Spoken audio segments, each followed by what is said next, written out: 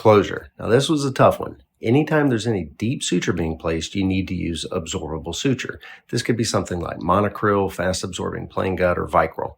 This would be classified as a stellate laceration. The diagram here shows how you can bring these together with a single suture.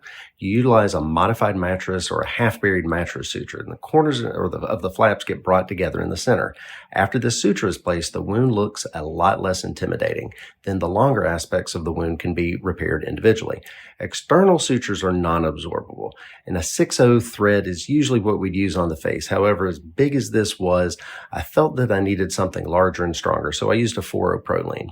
In an ideal situation and time not being a factor, I would have preferred to have used all interrupted sutures. However, sometimes you just have to use different methods that are more efficient, and that's why most of this was done with a running suture. Come back on Friday for some additional talking points and see how this looks 1 year later.